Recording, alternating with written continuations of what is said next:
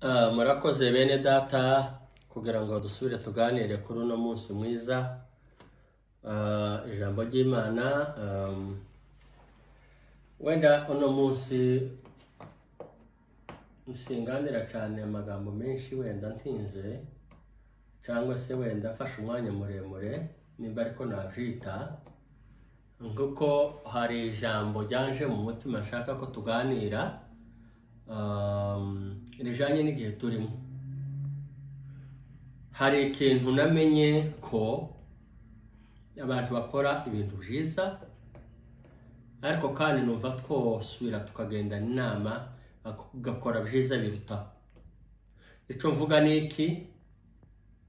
Abantu bita kuri bimwe bifite agaciro ariko bakibagirwa iby'agaciro cyane, kuko imyenda iruta cyangwa se kuko umubiri uruta imyenda, niko n'ubugingo buruta umubiri. Okay, iyo ni comparaison tutuhagararaho ngo tuvuge ngo kimwe kiruta ibindi gutya, ariko shatse kwerekana guko birutana. Ubugingo buruta cyane umubiri, n'umubiri ukaruta imyenda. Nabivugiye iki?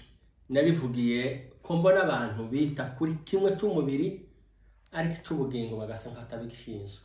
Abami n'abategetsi n'abanyembaraga bandi, abakire n'abanyabwenge, ya ubuyobozi buyobora ibihugu n'isi bwita kubijanye n'umubiri cyane. Iyo vuga ibyo ekonomi, sante, ubuzima bw'abantu, kubaho, imiyoborere yindi, ubwenge n'ibindi uko isi yoborwa. Kandi ni byiza, kambisubiremo, kandi ni byiza. N'umubiri bakawushakira ukubaho, aho uba, ibyo ukora biwukwiriye bituma uba muzima. Ariko ubugingo buhoraho bubonerwa muri Yesu Kristo, nyiri gutanga ubwo bugingo, kandi ari we nyiri kurema iyo mibiri, ari we nyiri kubaha n'ubwenge bwo gushaka ubwo buzima bundi babonera bwubaka umubiri. Ugasanga ntibabitinzeho. Kristo yabaye, mwabonye ukuntu isi yahindutse akanya gatoya. Abantu barahunga ngo bagiye gupfa, kandi nibyo bigisha abantu inama ivuye mu kugira ngo barebe uko babungabunga ubuzima. Ariko ntabwo turagira umunsi umwe inama ubuyobozi bw'iyose twavuze ko kuba ngo twibaze ko nyuma yo gupfa tuzaja he. Ubugingo buhoraho bwazanywe nande? Ese Imana yaturemye idushaka hiki ngo batangaza abantu bagume nko mu mazu cyangwa birirwa ahantu ngo ishi bareka bisa ngaho ari jo kwigenga? Narindi nibishaka biyoborwa n'abadakijijwe cyangwa bakijijwe. Ubwo bwenge bwo kumenya kuri kiremwa, ibijya bya evolution by'abantu bizera bituma abantu bagira uko baba, nico nyine gituma batitaho kuko navuze. Bagasanga umwe arabifata uko bakabigira bito. Nico cyatumye nshaka ngo tuganire iryo jambo. Ese ubugingo tubwitaho bwiteka? Tuzi ko buruta umubiri. Ese umubiri kuruta imyenda? Tuzi ko n'ubugingo buruta umubiri. Twabwitaho kuruta uko cyane twakwita ku mubiri, icyaka tukita ku mubiri tukabona kwita ku myenda n'ibikoresho. Reka tuganire rero. Reka dusome muri Matayo ibice 6:25. Reka dusome twumve uko handitse gutya ngo nico gitumye mbabwira nti ntimukiganyire ngo mutekereze ubugingo muti tuzarya iki, cyangwa muti tuzanywa iki. Ntimwiganyire ngo mutekereze iby'umubiri wanyu ngo tuzambara iki. Mbese ubugingo ntiburuta ibyo kurya, umubiri nturuta imyambaro? Dukomerezeho, yavuze ibiguruka n'ibindi. Aha yashatse kugereranya ubuzima busanzwe. Ubuzima busanzwe nibwo yavuze, avuga ko ubuzima yego I mean kuba umubiri uriho humeka n'ibiki uruta ibyo tworya n'ibyo twomwa. Ibintu byose by'ibiryo byose biba amasitoke yose aba ku isi, ifi dufata mu nyanja, ibihingwa duhingwa, amasho dutunga, ibintu byose dukora tubikorera kwa ngo tubirye bitunga umubiri. Ibyo dukora byo kunywa byose tutabasha kuvuga dutangiye ku mazi yaremwe nuko tuyungurura akaba meza n'ibiryo bindi byose, amafanti, imitobe, ibinywa byose, amata n'ibiki byose bikorerwa umuntu cyangwa se umubiri urabiruta.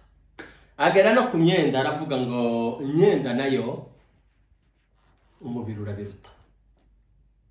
Nibyo koko, reka tuvuge urugero rusanzwe rwose tutarenze gutinda, dutangire ku mutwe ibintu byoroshe cyane tutarenze kuja mu mibare miremire. Udutangiriye ku mutwe, isapu yaba ari ijya y'uruziga, yaba ari aka gato ko ndabibona hano, reka mbaho urugero mwihangane, mbaho urugero rwayo do tubona ko nyishyize ku mutwe nikuyeho. Iyi sapu yo bihenda kurutiye cyangwa kabindi y'agaciro nubwo ikoreshwa izahabu, ta sapu yoruta umutwe w'umuntu, umubiri uruta imyenda. Tugiye ku ijosi, isheneti yo bihenda gute? Yoruta ijosi. Ishati nuko, umukandara nuko, waba uw'izahabu nuko, yaba ikanzu yaba ipataro nuko, n'igikweto ntacyo ruta ikirenge,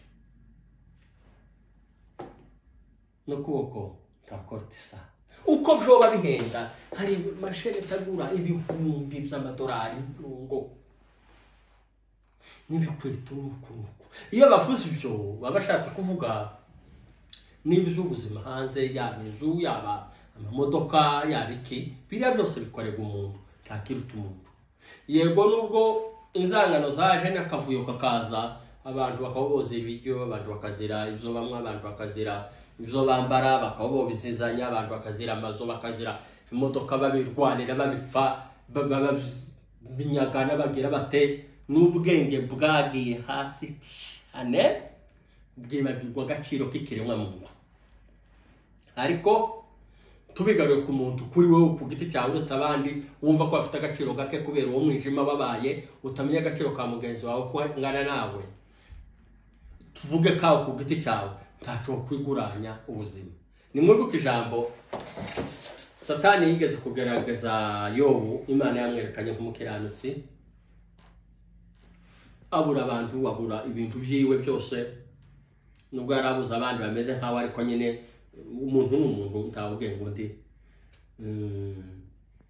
Abantu n'ab'Imana n'ibintu byose niwe bikomokaho. Abura abantu, abura ibintu byose, hanyuma ati aratekereza mu mutima, ati Imana niyo bimpaye. Imana n'ibisubiranye, ashima Imana. Imana ibwira Satani, tubonye umukiranutsi wanje Yobu. Satani, umukiranutsi wawe gute? Umuntu utiyotanyuza afite byose wabigura umubiri we, tireka nkore ku mubiri we. Bishaka kuvuga imyenda, ibiryo, byo kunywa, biki byose n'iby'umubiri. Bibaye ari ibintu byose bigurishwa, amamodoka, amazu, n'ibyo twatuvuga byose, uwo bitanga bigacungura umubiri, kuko umubiri urabiruta. Ariko kandi ubugingo nabwo bukaruta umubiri. Uyu mubiri duvuga uri mu mwuka, ukabamo ubwo bugingo, sinzi uko mbyita, n'umubiri. Ubundi umubiri wacu, munumve mvuga ibi wenda gatoya, iyi mubona uko mpagaze, mubona umutwe, mubona amaboko, igihimba, ya rukenyerero, amaguru, ibirenge,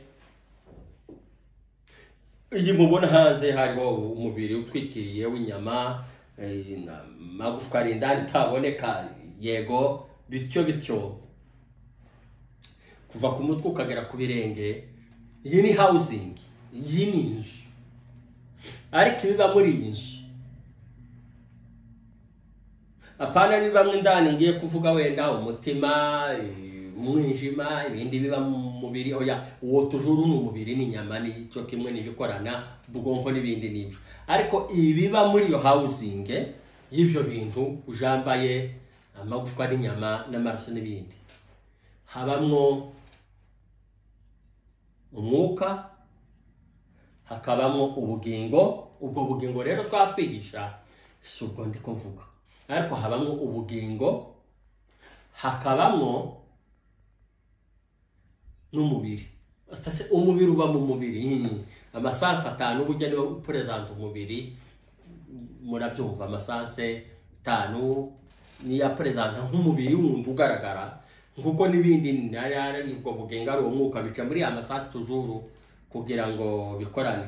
No mu mwuka ugaca mu bugingo cyangwa se muri amasansi ukagira n'ahandi uca, nubwo amasansi atoba yakora kuko ubugingo bwo burenze n'ayo masansi cyangwa se umwuka, ariko birakorana. Icyo ashaka kuvuga ni ikirere. Muri ubwo bugingo navuze butatu buba mu muntu, nako muri ibyo bitatu biba muri housing, ubwo bugingo namvuga sibwo bw'ubu nabanigisha. Ubwo sinzi uko mbyita mu mvugo, ibyo bita spirit na soul na body, esprit na ame na nimbari na koro, nimbari uko nabyita, umwuka n'ubugingo n'umubiri. Ntabwo ariko bugingo nanigisha. Ibyo by'ubwo bugingo cyangwa bw'iyo soul cyangwa iyo nafsi mu cyongere mu Giswahili, ibamwe ubwenge, ibamwe amadecision, ibamwe ubushake, ibamwe feelings, sinzi ko nabyita, kwiyumva ibiki. Ibyo nanone nibikorana tujuru n'uyu mubiri bigakorana n'ujya mwuka, ariko ubugingo navuga bubonerwa muri Yesu Kristo, n'ubwa Kristo, kandi ubwo bugingo butangwa na Kristo, kandi niwe bugingo muri twe. Ntabwo abantu bari baza kubw'ubwo bugingo Imana itubwira. Nubwo bukorana n'uwo mwuka, bugakorana n'ubwo bugingo, bugakorana n'uwo mubiri twavuze, bubatura byose iyo twabumenye. Reka rero tuje kugenda kugira ngo tuze kubumva inyigisho, tuje guhuza n'ikindi gice kugira ngo muze kuzumva cyane. Nabyigishirije iki muri izi nyigisho? Mwokagira Imana mwe hamwe n'umwuka w'Imana ubabamwo, munumve cyane. Suko mudatora munumva cyangwa ngo mwumve ko hari ejo bitegetse, mwumve iki kintu nahawe ku bwa Kristo. Nasanze isi, iyo mvuze isi, umubumbe w'isi uyobowe n'abantu. Uko uteye ku butaka, amazi, ikirere ufite sibyo ngiyemo, ariko isi iyobowe n'abantu b'inzego zose z'ingeri zose, kandi bose barakorana. Utangiye kuyobora mukuru n'umutoya, bose barakorana. Umukuru arayobora yuko afite uwayobora, kandi bose bagakorana. Abatunzi n'abanyabwenge n'abayobozi n'abanyembaraga barakorana. Isi igira kuyobora, igihugu kigira kuyobora, isi ikagira kwihura. Connection system is one system. Nasanze yita ku bw'uyu mubiri uko bishoboka kose, ariko tiribaza ku bw'ubugingo. Ndiribaza ku bw'ubugingo ngo yutindeho, ngo yibaze ngo se hakozwe iki. Abantu barabyizera ku giti cyabo, ariko ntabwo isi iraterana. Hari ubwo tuganira n'abantu ibyo bakamwe ngo se ngo urashaka ngo isi ngo ibe teokarasi, mbese ngo ibe ngorerisho, ise niyobowe n'Imana, ngo ibe y'Imana ku ngufu, ngo se ngo ubwami bw'Imana se ngo burabaye, ngo cyangwa se bwakoretse. Iyo bubaye cyangwa se iyo bukoretse, nicyo twigisha nyine. Icyo twigisha nyine ni uko ubwami bw'Imana buba ukuri kukaja hakwiriye, Kristo akaba ari uyobora mu mitima y'abantu, abantu bagakora ibikwiriye byose, kandi abantu bakamenya ko ubwo ari bwo bugingo bw'ukuri. Ako nasanze abantu ku bugenzuzi n'ibyo nabonye, ejo bundi mu nyigisho ziheruka nuko byise ejo bundi ku cyumweru cyashize narababwiye ngo sinishimye ko corona yabaye, ariko yanyeretse ikintu, kubera ko abantu bagaragaje ku isi ko batinya iby'umubiri barahunga, nubwo nayo bisubiyemo izivugwaho byinshi uko bayivugaho kose.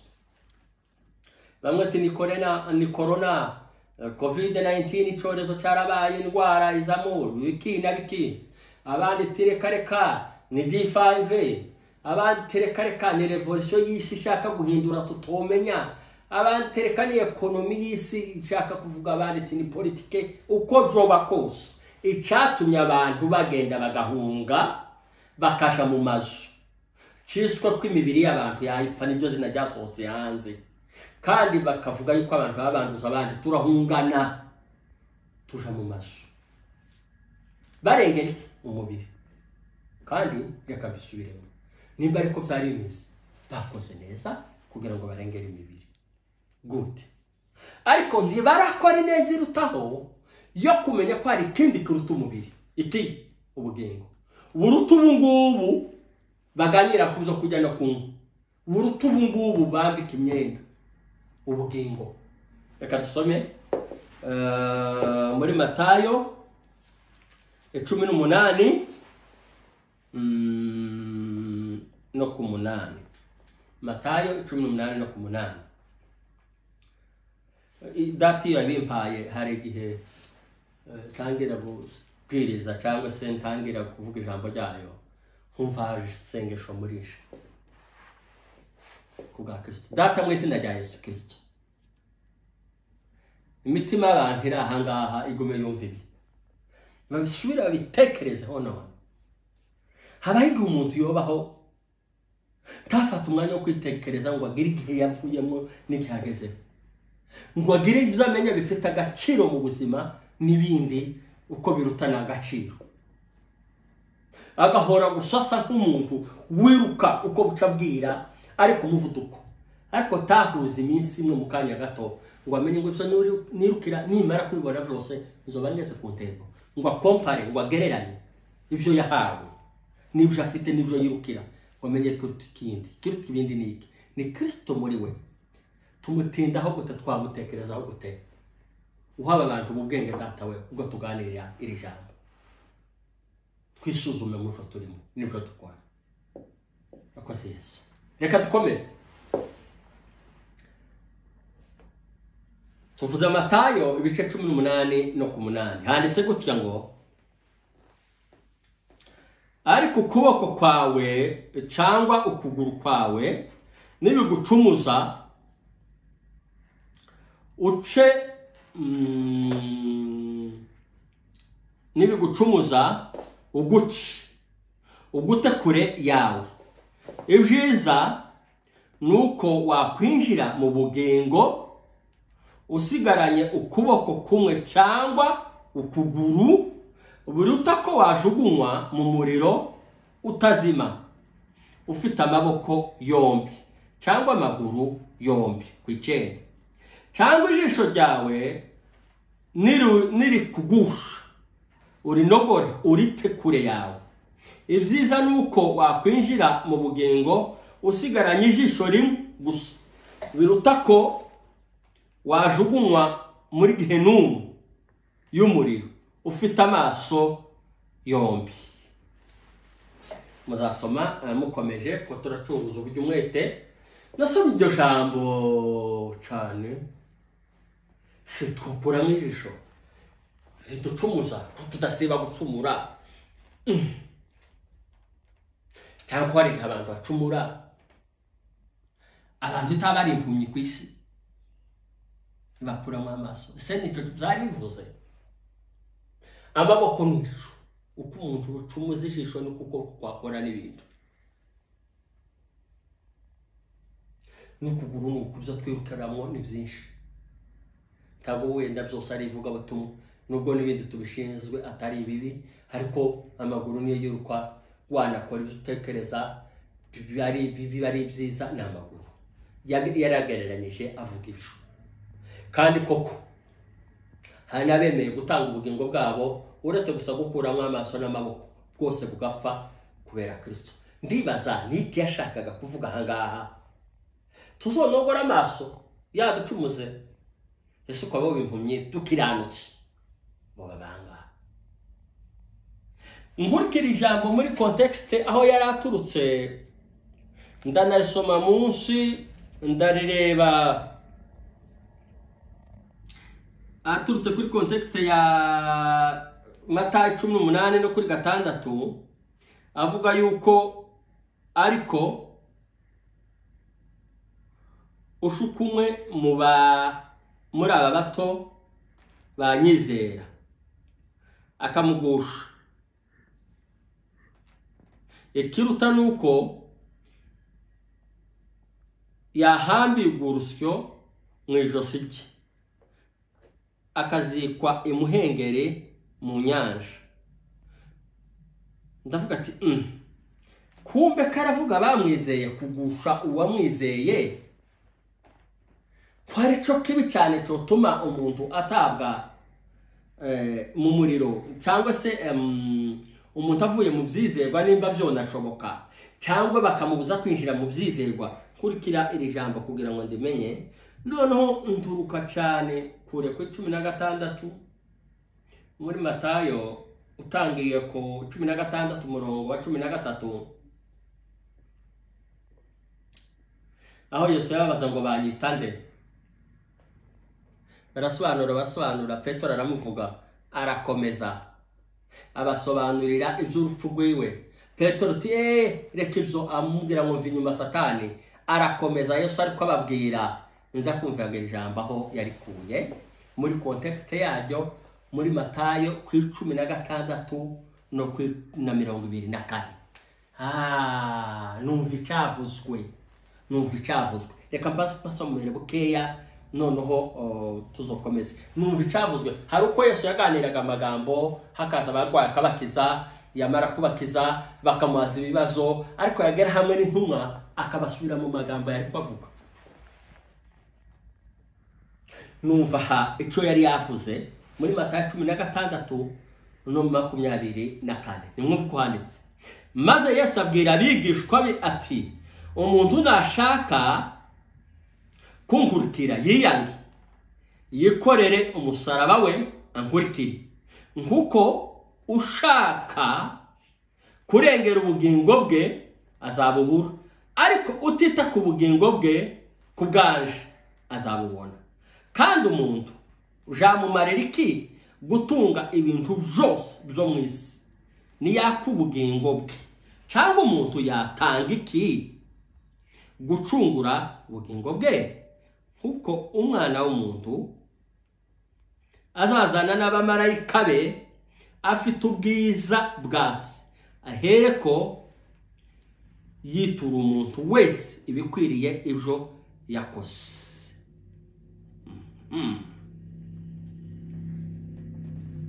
Nimwumve rero, ndabyumvaga rero havugwa ubugingo ko tudakwiriye kurengera ubugingo bwacu. Ibinezeza amaso nicyo byashaka kuvuga. Ibinezeza ibyo dukora ibiki nk'ibi twavuze by'iyisi ngo bitume tubura ubugingo bwacu, ngo bitume tutizera, nicyo byavugaga. Ahubwo twobura bimwe nimba inzira yabyo iciye mu bitunezeza, tukibuza ibitunezeza ariko zagereranywe n'amaso. Nimba iciye mu byo dukora tukibuza ibyo dukora nimba ari wenzira gusa, n'ibindi ariko tukabona ubugingo buhoraho. Niho byaturutse bivugwa rero. Byakumarira iki? Byabindi amaso yose abona bikazi wawe, byabindi ukora byose ugatunga ibijugera byose, byabindi wirukiraho ukagenda mu ndege nazo zikabizaba ukabura ubugingo buhoraho. Kandi nta kindi bisaba. Niki rero hasabwa ko twizera ubugingo twatumwe cyangwa se duhamagarirwa. Ubugingo iyo tuvugana ubuhe ni Kristo. Abantu bazakurungira ibintu byinshi, bakavuga imirimo, bakavuga kwe imbuto, bakavuga kubaha amategeko, ni kimwe gusa. Beka tukumata ngo twagira gute ngo dukora imirimo yawe, aragira ngo umurimo n'umwe, si imirimo n'umwe, n'ukwizera watumwe ari we Yesu Kristo.